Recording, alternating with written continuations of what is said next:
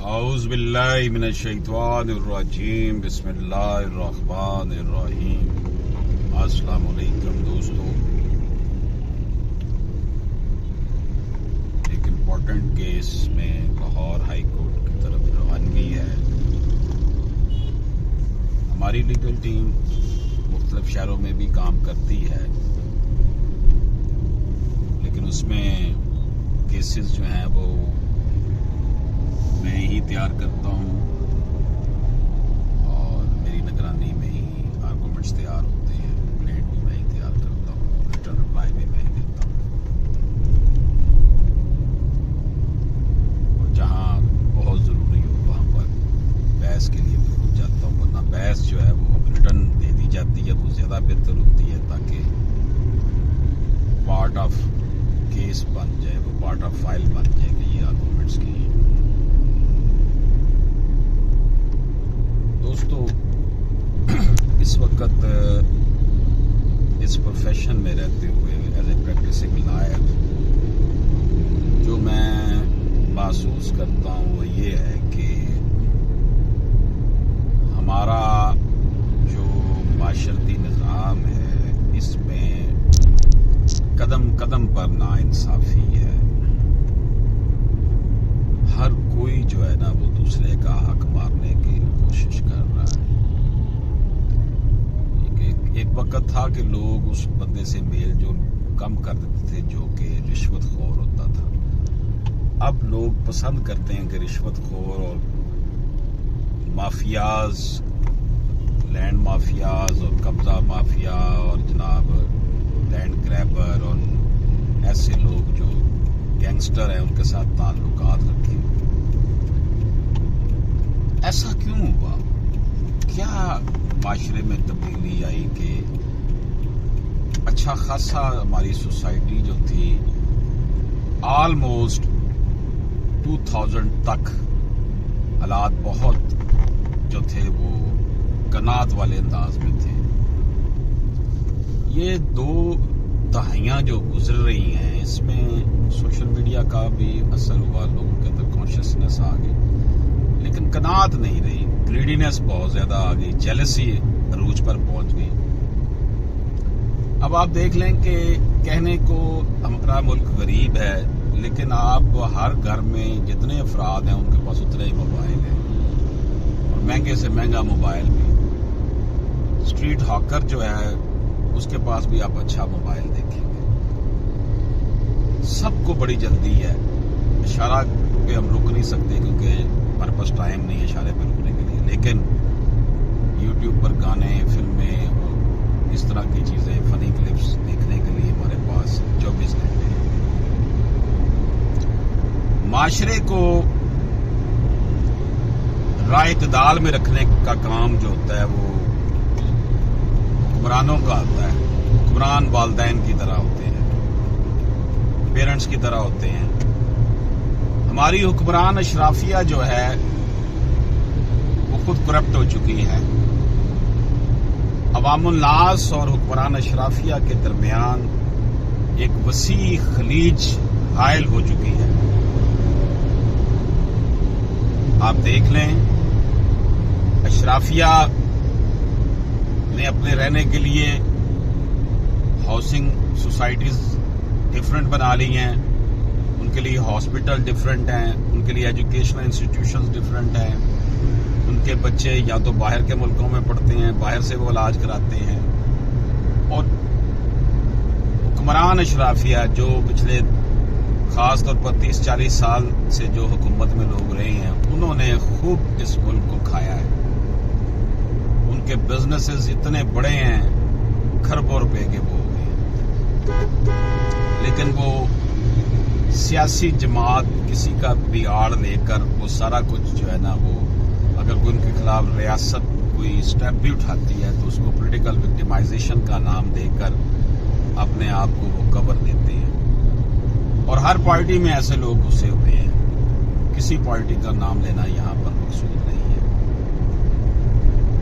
جب گھر کا سربراہ ہی کرپٹ ہوگا تو باقی افراد جو ہیں وہ بھی اس کو دیکھ کر اسی طرح کے ماحول میں ڈھلتے جائیں گے۔ یہی ہمارے ہاں عوام الناس کے ساتھ ہو رہا ہے کہ عوام الناس کو پتہ ہے کہ ہمارے حکمران جھوٹے ہیں، کرپٹ ہیں، خواہ وہ موجودہ حکمران یا جو گزشتہ حکمران تھے ان کا بھی یہی وتیرا تھا، تو پھر وہ بھی بائی ہک اینڈ کروک سب کچھ کرنے کی کوشش کرتے ہیں۔ رزلٹ یہ نکلا ہے کہ پاکستان میں امن و امان کی صورتحال انتہائی خراب ہو چکی ہے۔ پولیس جو ہے وہ رکھیل بنی ہوئی ہے حکمران طبقے کی، لینڈ گریبرز کی اور مافیاز کی۔ جو شخص کسی معاملے میں پولیس سے مدد لینا چاہتا ہے اس کو مدد ملنا انتہائی مشکل ہے۔ پہلے یہ ہوتا تھا کہ آپ سیشن کورٹ میں یا ہائی کورٹ میں پٹیشن فائل کرتے تھے کہ پولیس جو ہے وہ ملزمان کے خلاف کارروائی نہیں کر رہی تو ان کی ڈائریکشن پر عمل ہو جاتا تھا، لیکن اب یہ کام بھی ختم ہو چکا ہے۔ عدالت میں کیس کیا بھی جائے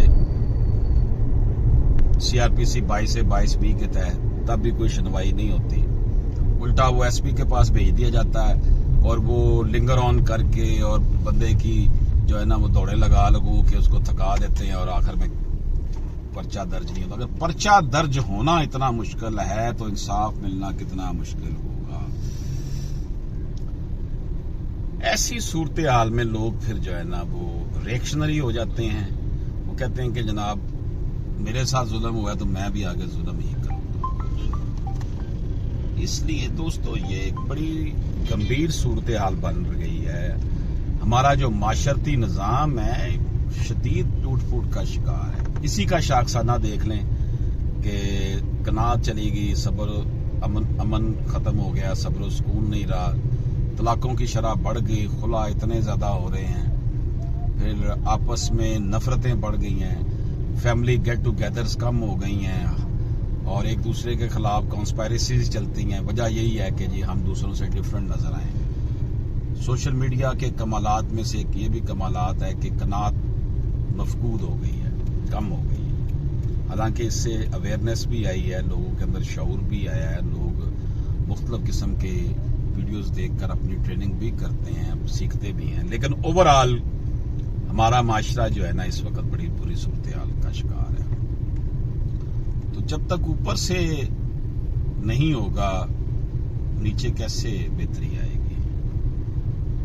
حکمرانوں کے لیے عدالتیں چھٹی والے دن بھی کھل جاتی ہیں ان کو اشرافیہ کے لیے ریلیف دینے کے لیے، عوام جو ہے وہ 20 سال دھکے کھا رہی ہوتی ہیں عدالتوں میں جا کر، ان کو انصاف نہیں ملتا۔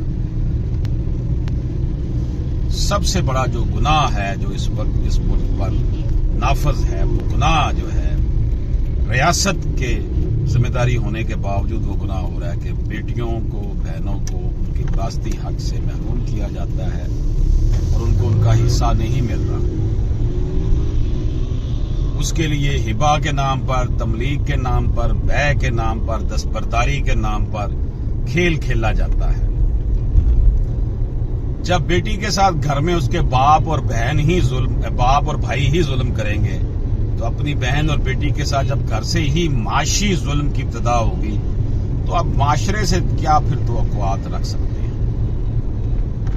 ایسی صورتحال میں اب دیکھ لیں ہمارے علماء کرام کا بھی جو کردار ہے وہ سب کے سامنے، وہاں پہ بھی جناب بڑی بڑی گاڑیاں، کوٹھیاں، سوشل سٹیٹس، یعنی کہ علماء کی کلاس بھی جو ہے وہ بھی اس طرح ریفارمر کا رول ادا نہیں کر رہی جس طرح نفوس پذیری کے حامل کر سکتے تھے۔ لوگ آئیڈیلائز کرتے ہیں اساتذہ کو، علماء کرام کو، لیکن ہمارے ہاں جو صورتحال بنی ہوئی ہے بڑی ہی افسوسناک ہے۔ لیکن ناامیدی کفر ہے، ہم نے ناامید تو نہیں ہونا۔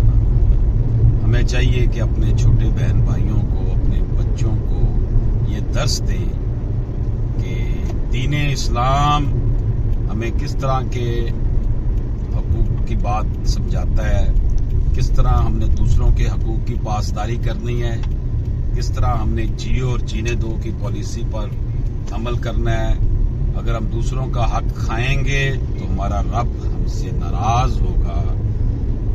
चंद सालों की 20, 30, 40, 50, 60, 70, 80, 90, 100 कितना अरसा बंदे ने जीना है। इस जिंदगी में दूसरों के साथ जुल्म जो है वो दर हकीकत हम अपने साथ जुल्म कर रहे हैं और खुद को जो है विक्टिम बना रहे हैं कि हम भी उसी तरह के हैं। तो इंसानियत, कोई मजहब भी जो है वो जुल्म के खिलाफ किसी का साथ नहीं देता। हर मजहब यही कहता है कि जनाब सब लोग जो है वो अमन व आशती के साथ रहें, किसी का हक ना मारें। तो इंसानी रवैये जो हैं वो हमारे इतनी तेजी से तब्दील हुए हैं कि एक तो ट्रस्ट खत्म हो गया है, दूसरों पर एतबार खत्म हो गया है। हर कोई यही समझता है कि वो अक्ल कुल है और दूसरा बंदा जो है ना वो चीटर है। माशरे में माशरा एक घर की तरह होता है, हुक्मरान वालदैन की तरह होते हैं। तो पूरे घर को आग जो है वो घर के चिराग से लगाई जा रही है। हुक्मरान अशराफिया अपना किबला आज दुरुस्त कर लें, डेफिनेटली सारा कुछ ठीक हो सकता है। उसके लिए यही है कि हमारी अदालतें इंसाफ दें, वक्त पर इंसाफ हो, कोई डिस्क्रिमिनेशन ना हो, आम आदमी को भी इंसाफ उसी तरह मिले जिस तरह हुक्मरानों के लिए अदालतों में इंसाफ दस्तयाब है। तो यकीनन फिर अतियुल्लाह व अतियुर रसूल वाला माशरा कायम हो सकता है। मैं ये समझता हूँ कि नामीदी गुनाह है, कुफर है। हमें अल्लाह पाक पर मुकम्मल यकीन रखते हुए अपनी तगोताज, अपनी कोशिशें जारी रखनी चाहिए और हक का साथ देना चाहिए। जुल्म के खिलाफ आवाज उठानी चाहिए। अगर हम जुल्म के खिलाफ आवाज उठाएंगे लोगों को भी तरगीब मिलेगी।